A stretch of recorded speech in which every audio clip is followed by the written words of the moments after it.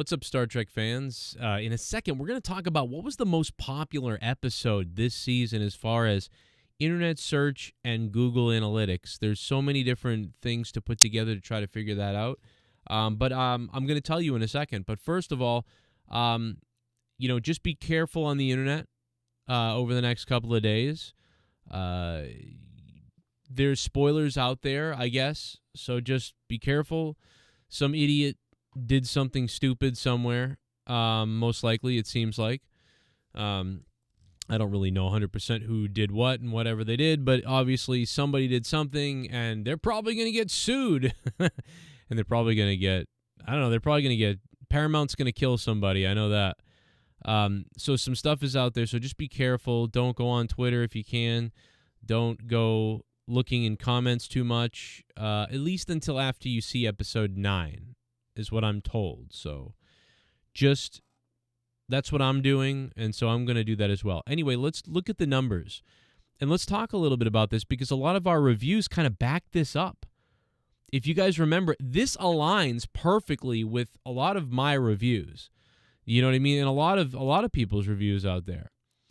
And I know this is a silly graphic, and yes, this is Windows Paint because this is all I have time to do is throw together some Windows Paint.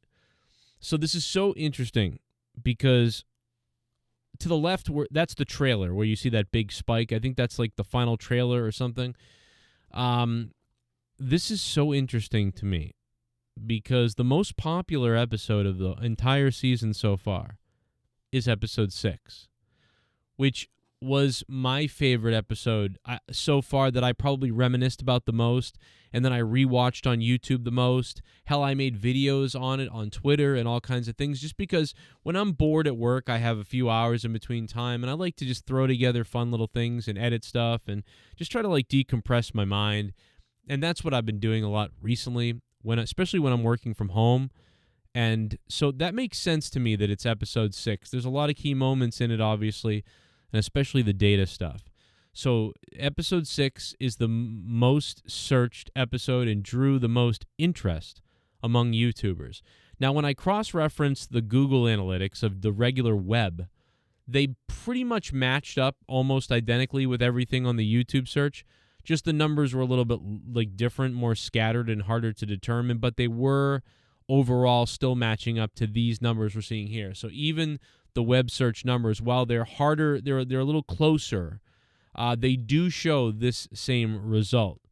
And in the red, you'll see that's Picard, and in the blue is Star Trek Picard.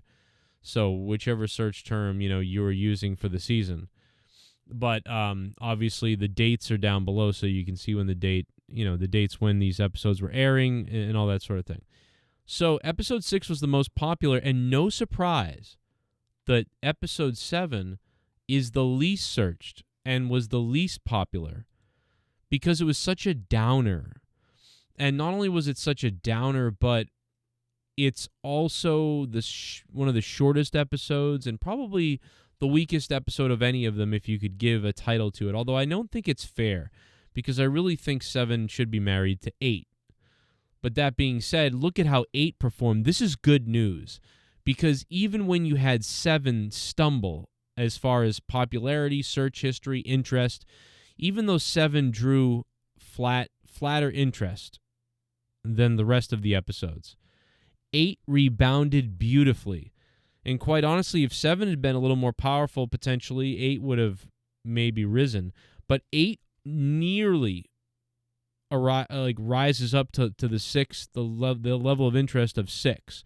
So the fact that you were able to bounce back in that interest for episode 8 is a really good sign. And 8 actually ends up slightly topping 1, really, but I gave them the tie, that 1 and 8 are tied for second place. So the fact that episode 8 is performing as well as episode 1 in interest on YouTube is really good. And some people would say, well, what does this mean for ratings and how many people watch and why does this matter? And the reason why this matters is when you cross-reference analytics that actually, the numbers that you have, right? We don't know how many views Paramount Network or Paramount is getting, but what we do know is when you compare a different show, and I'll just make something up. Let's pretend like Full House was airing right now on the air, or Battlestar Galactica was on the air right now, and Battlestar Galactica had 1 million viewers. Well, the amount of interest on YouTube, a lot of times, about 80% of the time, equals the amount of interest. So you can actually see if an episode does better in the ratings based on the search interest on YouTube. So they do kind of match up and marry together. Now, we don't know what the exact number that translates to, right? We don't exactly know that it translates to this number, that number, or the other. We don't know that. Although looking at the scale compared to other shows and scales with numbers that we do know, it does seem like there's about 1.5 million people potentially watching Picard on Paramount, which is more than I thought. I thought originally it was 500 to 800,000 people watching Picard season 3, but that was more of the audience for seasons 2. So it looks like there is a potential of 1 million to 1.5 million people watching, but we really can't make that. That is a huge guess. I have no idea as far as that goes. But what I can say is when you line these numbers up, these are the type of numbers you see when you see a show that's successful. Because normally what happens with a show that's not successful is the numbers start trending down.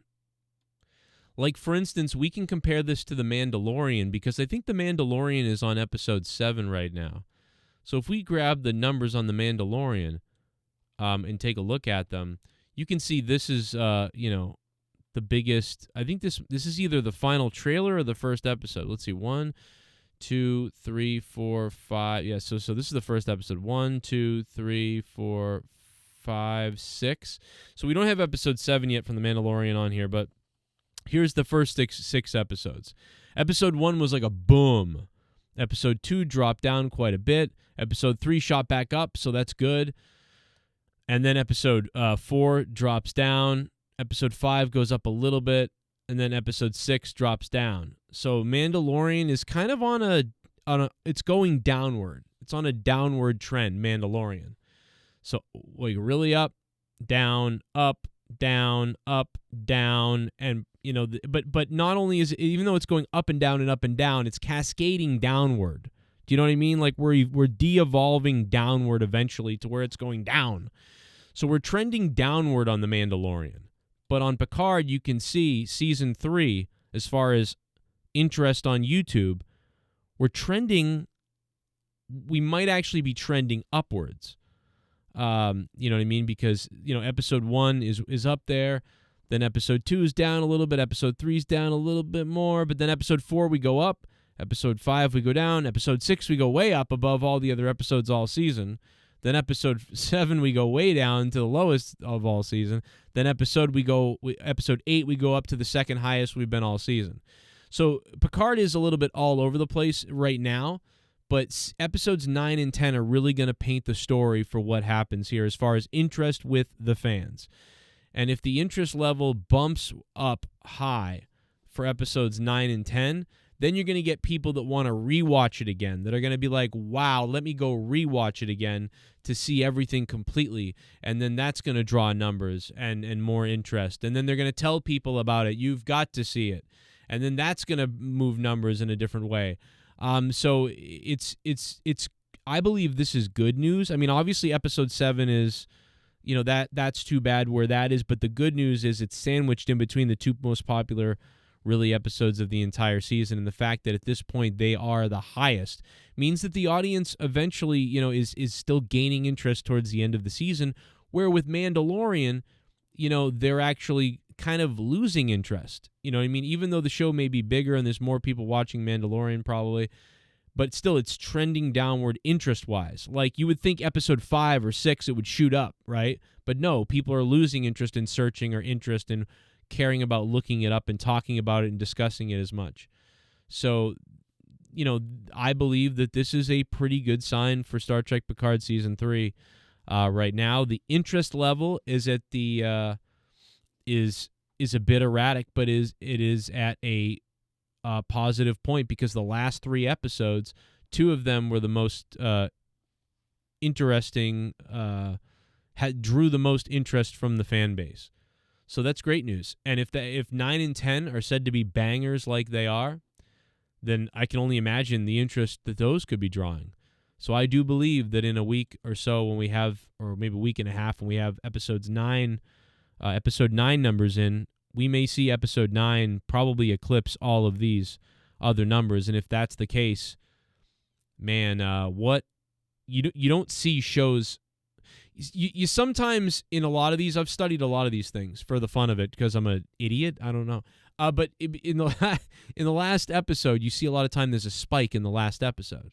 Because in the last episode, everybody goes, oh, let me catch up. I hadn't been watching. Or people go, oh, my God, that cliffhanger. I got to go talk about it.